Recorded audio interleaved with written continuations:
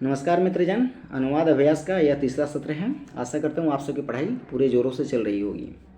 Exam नज़दीक है, इसलिए आप लोग पूरे ज़ोरों शोर से तैयारी कीजिए। मेरी आप सबों के साथ शुभकामनाएं हैं। मैं प्रयास कर रहा हूँ अच्छे से अच्छे क्वालिटी का कंटेंट आप लोगों को मैं प्रोवाइड करूँ। चलिए समय बिना जाए किए हुए इसकी शुरुआत करते हैं। द क्राइम, अपराध, हेयर यहाँ पर इज रेप, बलात्संग है। Okay, it is a particularly heinous crime. कैसा क्राइम है भाई? एक यह विशेष रूप से पर्टिकुलरली एक जघन्य अपराध है। हेनियस क्राइम है। Heinous crime is an imperative word, is an important word to be used in legal dictionary, so you have to crime it. Heinous crime, जघन्य अपराध। Okay, a crime against society, आप यहाँ पे coma दे करके जो लिखा गया है a crime against society, only you have not to use these words only, you have also to drag it, means it is with it, means a crime against society. तो ये पूरा सेंटेंस क्या हो जाएगा? It is a crime against society. यह कैसा है? समाज के विरुद्ध एक अपराध है। फिर यहाँ पे कोमा दिया क्या है? कोमा देने के बाद फिर स्टार्ट किया गया अ crime against human dignity. Okay, तो कोमा से अ क्राइम अगेंस्ट ह्यूमन डिग्निटी, तो यानी इट इज भी यहाँ पे छुपा हुआ है। यहाँ पहले दिया गया है, इसको भी वहाँ पे ड्रैग करना है। It is a crime against human dignity, मानवीय गरिमा के विरुद्ध एक अपराध है। वन और वन एक ऐसा अपराध, वन मतलब क्या? वन यानी जिसके विषय में बातें की जा रही है। किसके विषय में? अपराध के विषय में, जिस अपराध के रिगार्डिंग यह पैसेज है। ओके, रेप के विरुद्ध है, रेप पर यह अनुवाद है, यह पैसेज है, उसी के रिगार्डिंग बात की जा रही है यहाँ पे।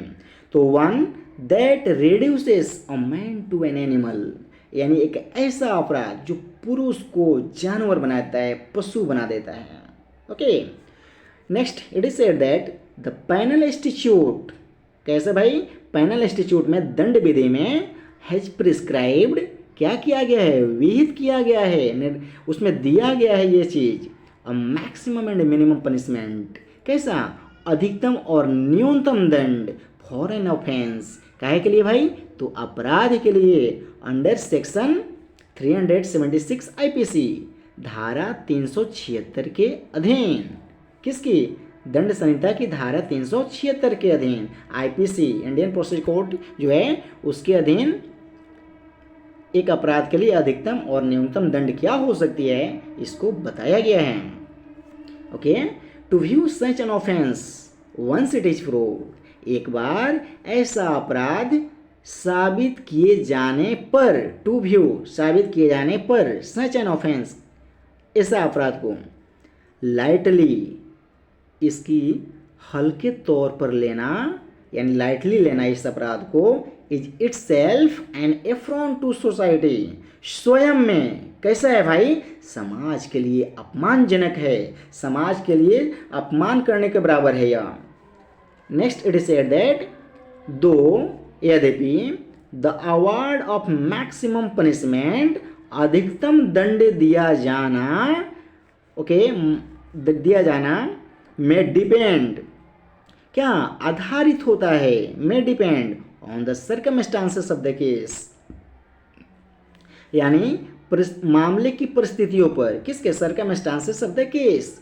फिर कोमा दिया है the award of the minimum punishment, यानी न्यूनतम दंड अधिनिर्णित किया जाना, minimum punishment generally is imperative, सामान्यतया आवश्यक है। कैसा है भाई? आवश्यक है। ओके, द प्रोविजो यानी दंड संहिता, प्रोविजो मतलब क्या होता है? एक नियम होता है, कानून होता है। ओके, तो दंड संहिता टू सेक्शन 376(1) एंड 376(2), यानी दंड संहिता की धारा 376 एक, माफ कीजिएगा यहाँ पे ऐसे होगा, एक ब्रैकेट में होगा 1, एंड धारा, और धारा 376 2 के परंतु, प्रोविजो मतलब परंतु। ओके, गिव द पावर, क्या देता है भाई? शक्ति देते हैं, टू द कोर्ट, न्यायालय को, टू अवार्ड अ सेंटेंस, क्या देने के लिए भाई, क्या देने के लिए, तो अधिनिर्णित करने के लिए यानी दंड देने के लिए। Okay, lesser than the minimum, okay, lesser than the minimum, न्यूनतम दंड से कम अवधि का। Okay, a sentence lesser than the minimum for adequate, कैसा भाई, फॉर एडिक्वेट पर्याप्त, एंड स्पेशल रीजन्स और पर्याप्त और विशेष कारणों से क्या दे शक्ति देते हैं। द पावर अंडर प्रोविजो यानी इस परंतु के अधीन शक्ति जो है, इज टू बी यूज्ड प्रयोग किया जाना चाहिए, indiscriminately, is not to be used प्रयोग नहीं किए जाने चाहिए, इनडिस्क्रिमिनेटली अंधाधुंध रूप से, और रूटीनली और प्रायिक रूप से, यानी आपके पास शक्ति मिल गई तो आप उसका अंधाधुंध रूप से प्रयोग उसका नहीं कीजिएगा, ऐसा अपेक्षा की जा रही है, ऐसी बताई जा रही है। Okay, it is to be used sparingly, और फिर बताया जा रहा है कि इसका प्रयोग किया कैसे जाना चाहिए, ये बारे में बताया जा रहा है कि इसे it is to be used, इसे प्रयुक्त किया जाना चाहिए ओनली इन द केसेस, अब फिर क्या बोल रहा है, अभी कभी कभार बोल रहा है, स्पेयरिंगली कभी कभार, फिर जहाँ स्पेशल फैक्ट्स विशेष तथ्य एंड सर्कमस्टांसेस और परिस्थितियाँ जो हैं जस्टिफाई रिडक्शन दंड के ऐसे घटाए जाने को न्याय उचित ठहराती हो। कैसे ठहराती हो भाई, न्याय उचित ठहराती हो। Okay,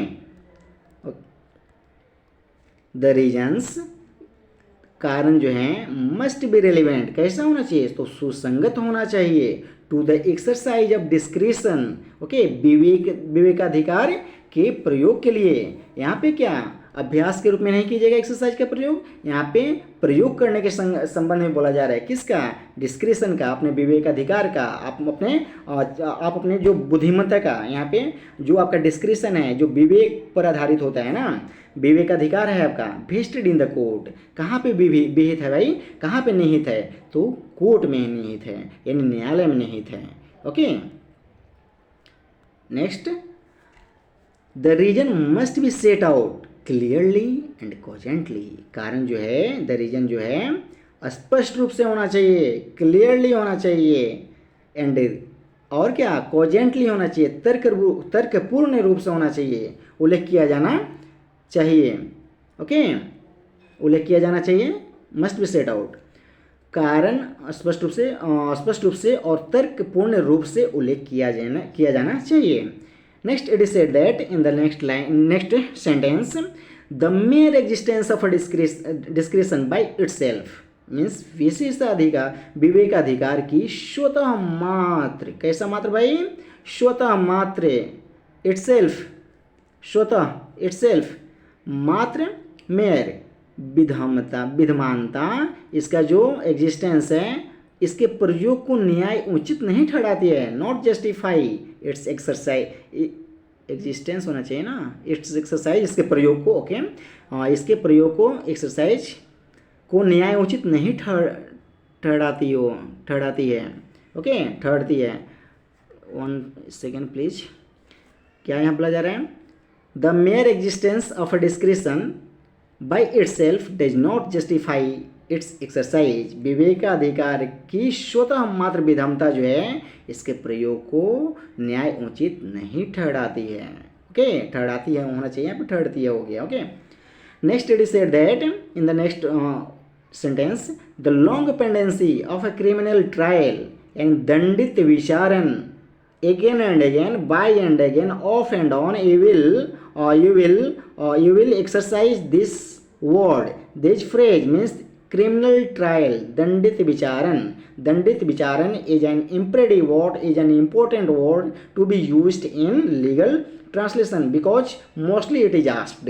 Okay, and it will be helpful for the perspective of your examination, so you have to claim it also. Okay, क्या बोला जा रहा है, the long pendency of the criminal trial, okay, इन दंडित विचारण का लंबे समय से, और the offer of the rapist, यानी जो रेप किया है, जो बलात्कारी है, उसका जो ऑफर है, उसका जो प्रस्ताव है, टू मैरी, शादी करने का, विवाह करने का, द विक्टिम किससे, पीड़िता से, आर नॉट रेलिवेंट, सुसंगत कारण नहीं है, रिलेवेंट रीजन, सुसंगत कारण नहीं है, nor is the age of the offender, nor is the age of the offender, ना तो अपराधी की आयु बाय इटसेल्फ स्वतः एंड एडिक्यूट रीजन, पर्याप्त कारण है। ओके, चलिए इस प्रकार से इस पैसेज का मैंने अनुवाद कर दिया है। आशा करता हूँ कि आप लोग इसको 2 बार 3 बार 4 बार जरूर देखेंगे और इससे अभ्यास करेंगे। इससे आपका जो वर्ड स्ट्रक्चर है, किस प्रकार से इसका समायोजन किया गया है, किस प्रकार से मैंने इसका पुनरीक्षण किया है, किस प्रकार से इसको सजाया, ये सब चीज़ें आपके जहन में बैठ गए होंगी और आप लोग इसको बार बार देखेंगे तो आप लोग का जो आप लोग का जो सेंटेंस स्ट्रक्चर है या और स्ट्रांग हो जाए और बिल्डअप होगा। इसलिए आशा करता हूँ कि आप लोग इसी के अकॉर्डिंगली आप लोग कंटिन्यू अपनी तैयारी को प्रिपरेशन को जारी रखेंगे और बार बार अभ्यास करेंगे ताकि आपका जो कॉन्फिडेंस है वो बिल्डअप हो सके और आप लोग अपने एग्जामिनेशन में अच्छे तरीके से इसको फिनिश कर सकें। चलिए मित्र, इसी प्रकार के अनुवाद अभ्यास के साथ अनुवाद अभ्यास 4 के साथ मैं